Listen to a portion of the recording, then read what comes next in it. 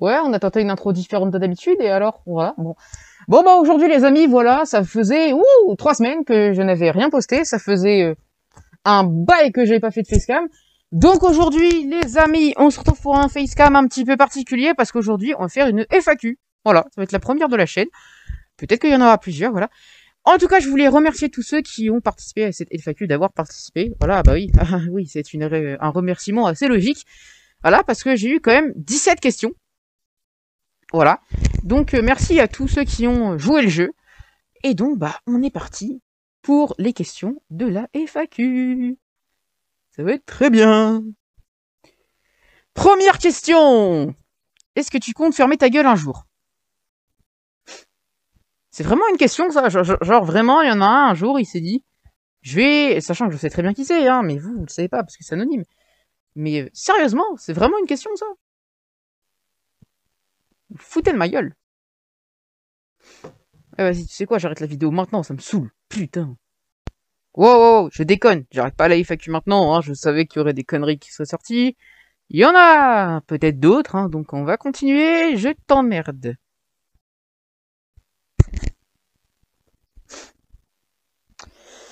Eh ben, elle commence super bien cette FAQ. Question suivante, encore la même personne, c'est parti.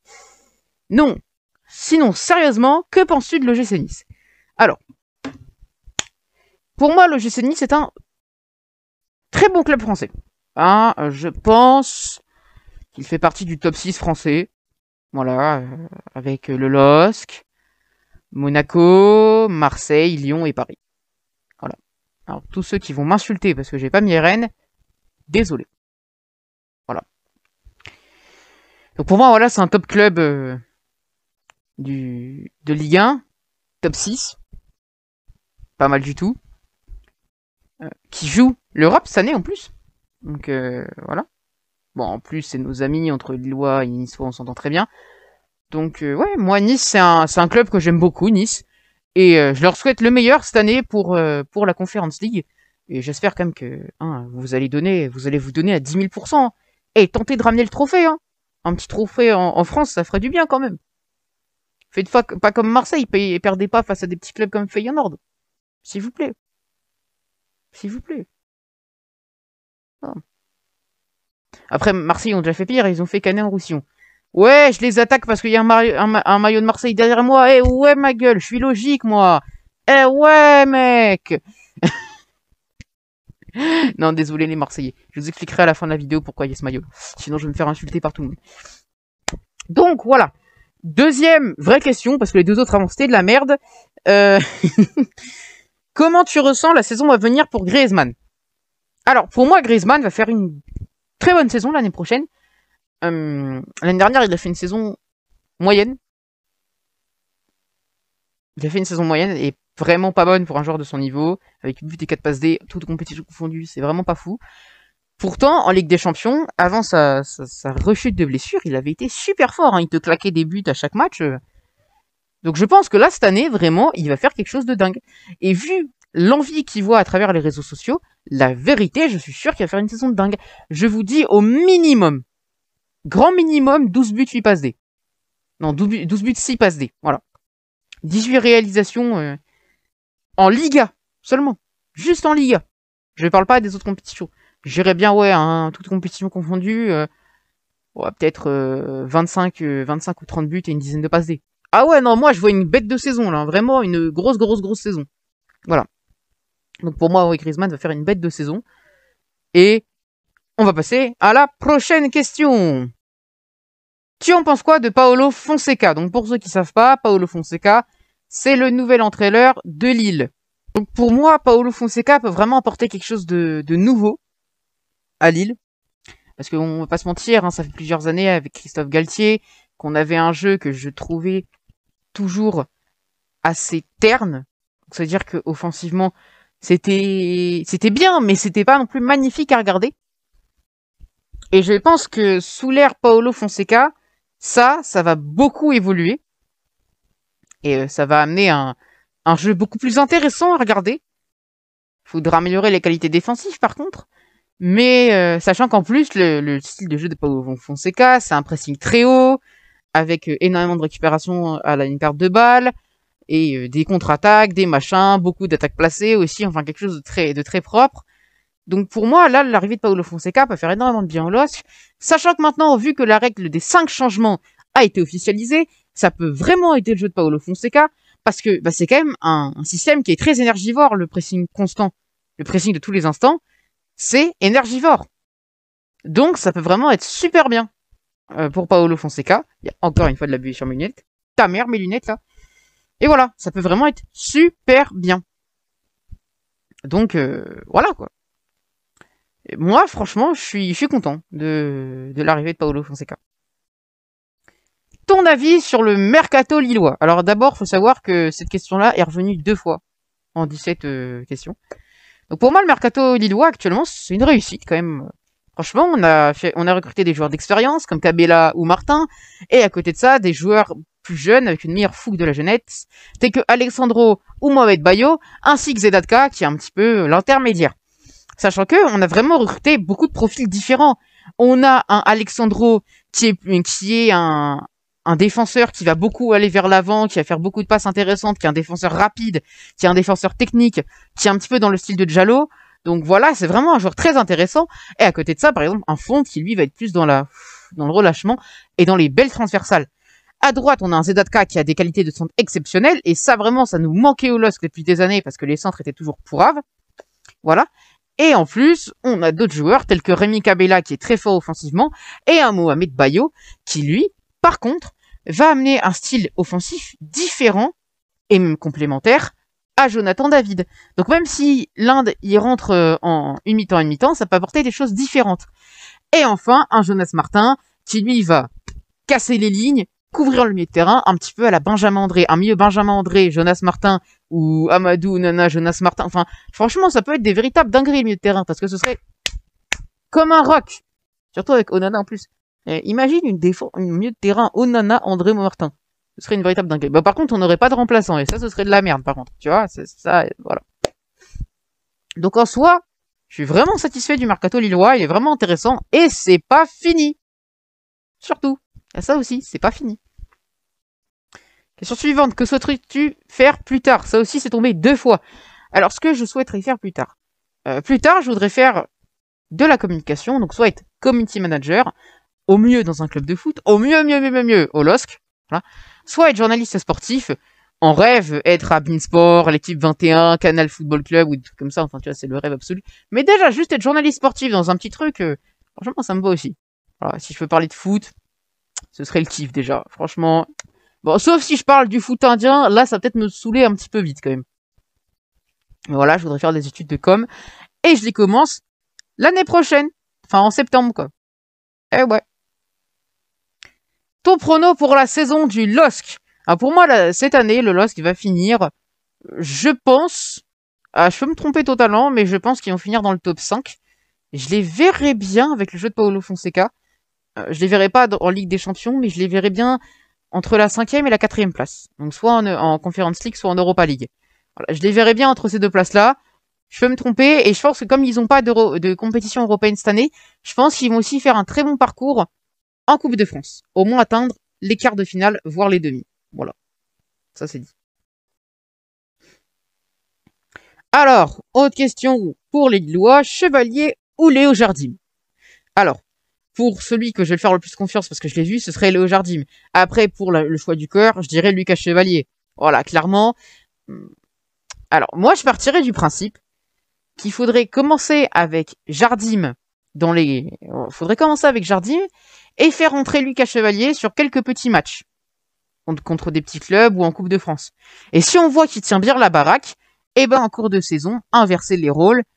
Voilà. Et faire passer Lucas Chevalier en titulaire. Mais donc, commencer avec Jardim en titulaire et peut-être faire passer Chevalier par la suite en titulaire si on voit qu'il fait vraiment des bonnes choses. Parce que voilà, quand même, Lucas Chevalier, tu sais, voilà, c'est le, comment on dit, y a pas un terme c'est le petit dog. Voilà, c'est un gars du centre de formation. Et c'est plaisant, tu vois, c'est comme Lenny Yoro en défense, hein. C'est vrai qu'en fait, je dis, voilà, c'est comme Lenny Yoro.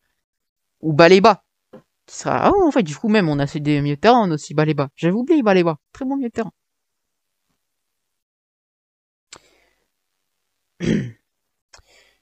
Autre question. J'espère que t'es prêt à ne pas marquer à la reprise de l'entraînement. Alors ça, bien sûr, c'est un pote à moi qui m'a envoyé cette question. Je te préviens tout de suite, mon pote. Hein. T'as beau jouer latéral droit et moi ailier gauche, tu vas prendre cher. Parce que toi, tu t'es pas entraîné des vacances. Que moi, là, la semaine avant la reprise, on va taffer sa mère. Tu vas danser. Tu vas danser. Tu vas te prendre des petits ponts décrochés. Tu vas rien comprendre. Donc, t'inquiète pas que là, reprise de l'entraînement, je dis pas que je vais marquer un quadruplé, mais j'ai au moins marqué un petit but. Je vais y aller de mon petit but. Ça, c'est sûr. Et t'es d'apprendre tarif. Eh ouais. Eh ouais. Ça, je te jure que je vais marquer à la reprise de l'entraînement. Eh ouais. Et ça, je sais très bien aussi que tu savais que j'allais répondre ça. Eh ouais. Bref. Question suivante. T'as encore reçoit du mercato du LOSC. Je l'ai dit juste avant. Pour l'instant, voilà, je l'ai dit juste avant. Pourquoi t'es autant obsédé par Wout van Aert? Alors, pour ceux qui ne savent pas qui c'est, Wout van Aert, c'est un cycliste qui a fait le Tour de France cette année et qui a remporté le maillot vert. Pourquoi je suis autant obsédé par Wout van Aert? Bah parce que c'est le meilleur. Voilà. Pour moi, c'est le meilleur. Tu vois, c'est comme Griezmann au foot. Wout van Aert, c'est le meilleur. Wout van Aert, là, pendant 3 semaines, il m'a fait rêver à être toujours dans les échappées, à faire mal à tout le monde. Il a fait danser Pogacar en montagne, alors que c'est pas un grimpeur. Il fait danser les grimpeurs en montagne. Il fait danser les sprinters en sprint. Il fait danser les punchers en contre-la-montre. C'est le meilleur. Il éclate tout le monde. Et s'il a pas gagné le Tour de France cette année, c'est parce qu'il est pas leader. Et qu'il doit aider Vingegaard, qui lui est le leader de Jumbo-Visma. Mais sinon, c'est le crack ultime. Le gars, il est bon partout. Dans tous les domaines, il n'y en a pas un seul où il est pas bon. C'est un truc de malade. Même Pogacar, le gars, il est très bon partout, mais il a une faiblesse, la chaleur. Même Van Aert, celle-là, il l'a pas, la chaleur. Il est bon partout.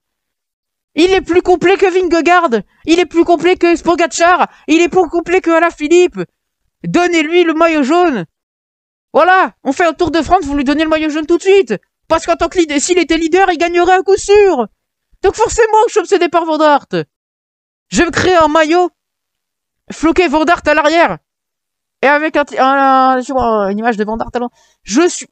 C'est le meilleur. C'est pour ça que je suis obsédé par lui. Voilà. S'il a voulu le maillot jaune cette année, parce que cette année, il a quand même dit, il voulait le maillot vert, il l'a eu avec 396 points. D'accord? Avec plus de 200 points d'avance sur Pogacar qui était deuxième. Et on l'avait bien vu, il nous avait dit, si j'avais voulu avoir le maillot jaune, j'aurais pu l'avoir. Voilà. C'est tout. Et Vingegaard, qui est le leader, se serait mis au service de Van Aert. Mais il le voulait pas cette année. Lui, cette année, ce qu'il visait, c'était le maillot vert. Et je te dis que si un jour il vise le maillot jaune, il va buter tout le monde. Il va être échappé à chaque fois. Il va démolir tout le monde. Il va être échappé dans les premiers jours à chaque fois pour prendre un maximum d'avance. Et ensuite, il empêchera tout le monde de revenir parce que c'est le boss. Voilà. Question finie. Voilà. Donc c'est le meilleur Van Aert. Voilà, c'est tout. Je sens qu'il y a des gens qui vont me dire que je suis fou et que Van Aert c'est pas le meilleur. Vous êtes faux. Vous dites de la merde. Voilà, c'est tout. Penses-tu que Grisou retrouvera un jour son ancien niveau à l'Atlético? Bah, j'ai répondu juste avant, hein, d'une certaine manière. Hein. Oui, pour moi, il va reprendre son niveau. Après, voilà, il a joué au Barça, il revient à l'Atlético, style de jeu totalement différent. Même si t'es habitué à ce style de jeu, faut que tu retrouves tes bases, faut que tu retrouves tes repères. T'inquiète pas que cette année, il va retrouver son niveau, il va éclater tout le monde. Tout est dit, hein. En plus, il y a même plus Messi pour le concurrencer. Il était pas là l'année dernière, ta gueule. Mais voilà, cette année, il va faire du sale, hein. Ça, vous êtes assuré. C'est pas Messi, il va pas mettre 18 petits ponts par match, mais il va faire du sale. Voilà, ça c'est dit. Il va faire comme face à Liverpool, le petit contrôle orienté frappe, il va le faire ça. Il va mettre cher à tout le monde. Les prépas, on s'en bat les couilles. Il va voir les matchs où il sera titulaire, et il va faire danser tout le monde. Il va faire oublier Suarez. Facilement. Félix, à la poubelle. Cunha, à la poubelle. Suarez, il est plus là. Tout le monde, ils vont faire oublier tout le monde, parce que Griezmann, c'est le meilleur joueur du monde. Voilà, faut le dire un moment. Faut le dire un moment. Merde. Voilà. J'ai plus de voix à force de crier. Ton sportif préféré par chaque sport. Bon, alors déjà, il faut savoir que je suis pas forcément 36 sports différents. Bon. Dans le football, bien sûr, c'est Antoine Griezmann. Dans le cyclisme, c'est bien sûr le coureur ultime, Wout van Aert. Dans le... Je sais pas, moi... le tennis. Ah, ce serait bien Nadal quand même. Ah ouais, franchement, je suis même pas, comment dire, original. Je suis même pas original. Dans la natation, je sais, ça fait trop longtemps que j'ai pas regardé. Dans la course, tu sais, les 500 mètres et tout ça, c'est Christophe Lemaître. Dans le judo, c'est TJ Riner. Et après, je sais pas vraiment. Dans le football féminin, c'est Eugénie Le Sommer, même si je regarde pas, voilà, c'est Eugénie Le Sommer, j'ai toujours aimé.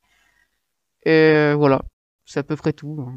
J'ai pas vraiment d'autres sports qui me viennent en tête, mais voilà, tu m'avais dit des sports précis encore, mais voilà, moi ce que je regarde principalement, c'est le foot et le cyclisme. Après, voilà, je regarde un petit peu les JO quand ça passe, mais voilà, sinon. Ah si, oui. Au basket, c'est Tony Parker. Merde, il joue plus. C'est LeBron James.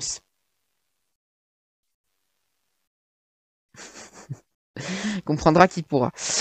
Que veux-tu faire comme étude? J'ai répondu juste avant. Je vais pas répondre 2 fois suite à la même question quand même. Comment est arrivé ton amour pour le LOSC? Alors, déjà, faut savoir que j'ai commencé à regarder le foot, j'avais 11 ans. Encore, j'ai commencé à regarder le foot à l'Euro 2016. Eder qui tient bien debout, la frappe. Oh le but d'Eder. Il s'est défait du marquage de Koscielny. Il va peut-être donner pour la première fois dans son histoire au Portugal l'Euro. Et ce sera ici, en France en 2016. Eder, le Lillois. Ouais, l'Euro 2016, première fois que je regarde du foot, première des illusions. Mon amour pour Griezmann qui commence à venir. Et j'ai des racines du Nord. Je suis pas né dans le Nord, je suis né en Normandie, mais j'ai toujours été attaché à mes racines, vu que toute ma famille vient du Nord. Et du coup, quand j'ai voulu supporter un club de foot, de base, et vraiment m'en voulais pas de base pour le délire, je me suis dit ouais, je vais supporter le LOSC, machin, parce que voilà, quand même, c'est mes racines. Pour moi, de toute façon, c'était déjà pour moi le club du Nord. Pour moi, le club du Nord, ça avait jamais été Lens, Amiens, Valenciennes, ça avait toujours été le LOSC. Donc déjà ça, voilà, j'étais déjà fait pour pas prendre Lens, tu vois, déjà je le savais. Et ce qui de base était juste pour regarder et me trouver un club, est devenu une véritable passion. J'ai fini par vraiment rentrer dans ce jeu de ah ouais, le LOSC, vraiment. Et j'ai fini par vouer une véritable passion au LOSC. Comme pour Griezmann, hein. Griezmann, de base, c'était un délire de dire, allez, vas-y, hey, cette année, je regarde tous les matchs de Griezmann. Et de fil en aiguille, je suis devenu fan de Griezmann. Et c'est comme ça, parce qu'à l'époque, je préférais Ronaldo. Et de fil en aiguille, je suis devenu un amoureux de Griezmann. Voilà. Dans le cyclisme, c'est un peu différent, parce que j'aimais bien Alaphilippe, et cette année, il était pas là, j'ai pu découvrir Van Aert, et là, révélation ultime. Enfin, ultime et dernière question. Quelle place penses-tu que le LOSC va faire pour la saison 2022-2023? Comme je l'ai dit il y a pas longtemps, pour moi, ils vont finir entre la 4e et la 5e place. Pour moi, ils vont faire des bons trucs dans les gros matchs. Genre, pour moi, ils vont battre au moins une fois Lyon, Monaco, Rennes. Je pense qu'ils vont battre au moins une fois tous les gros clubs et faire mal à Paris. Voilà, donc voilà, entre la 4e et la 5e place. La 3e, ce serait une dinguerie. Mais voilà, je me dis entre la 4e et la 3e place que le LOSC va finir. Je pense qu'en vrai, c'est pas trop mal pour un redémarrage avec beaucoup de changements. Donc, je pense qu'en vrai, c'est pas mal. Voilà, j'espère que la vidéo vous aura plu. Si c'est le cas, n'hésitez pas à liker, à commenter, à partager la vidéo et à t'abonner à la chaîne. Voilà, c'était très agréable de reprendre les vidéos avec une petite FAQ. Ça faisait longtemps que je voulais en faire une. Et ce sera peut-être pas la dernière. Peut-être que j'en ferai une fois de temps en temps, mais bon, j'attendrai d'avoir plus d'abonnés, du style 1000 si je les ai un jour, parce que sinon, on va tout le temps revenir sur la même question. Donc voilà, j'espère que cette petite FAQ vous aura plu. J'espère que vous aurez appris des choses sur moi aussi, hein. Enfin, si vous aviez envie. Voilà, donc voilà, j'espère que la petite vidéo vous aura plu. Pour finir, pourquoi j'ai ce maillot de Marseille? À votre avis? Bah, c'est simple. Le copain de ma demi-sœur avait un maillot de Marseille, il lui allait plus, il a dit à ma mère, bah tiens, je le donne à moi, à Nat. Et depuis, je le mets quasiment jamais parce que c'est Marseille. Mais j'ai dû le mettre une fois pour une pub avec les cours, et une fois pour un live, et une fois là, au décor, juste pour faire rager tout le monde. Voilà. Et en vrai, il est beau, c'est quand même un vieux maillot celui-là, hein. Il a de l'âge, hein. Il a peut-être une petite valeur, peut-être. Faudrait que je vois s'il vaut pas un peu d'argent. S'il y a des gens qui savent de quelle époque il est, qui me le dites, que je vois un petit peu de quel est-ce que ça peut valoir. Dites-moi de quel âge il a le maillot, parce que j'en sais rien, moi. Je sais pas de combien d'années il date, mais je pense qu'il doit quand même sacrément dater. Peut-être. Peut-être Gomis, peut-être encore avant, j'en sais rien, mais il est vieux, ça c'est sûr. Voilà. Donc faut que je retrouve. Est-ce que c'est de l'époque de Gomis? Deschamps, ça me paraît quand même très vieux pour que ce soit de son époque. Attends, Deschamps, il était bien à Marseille. Hein. Ouais, il devait être à Marseille. Mais ouais, Deschamps, il était à Marseille. Ah voilà. À bientôt les amis. Quelle dédicace à Tonissa. Alors attends, c'est qui déjà maintenant, comme ça, je vais pouvoir sortir tous ceux qui ont participé. Tous ceux qui ont participé ont mis plusieurs commentaires. Donc dédicace à Tonissa, dédicace à Virgile, mon meilleur pote, dédicace à Nolan Lotier, un gars avec qui je discute sur Discord, dédicace à Léo, aussi avec qui je discute au bar du LOSC, que je mettrai en description, au bar du LOSC, hein, voilà. Voilà, si vous voulez, je peux mettre tous mes réseaux sociaux en description. Et voilà, je vous dis à très bientôt les amis, et ciao!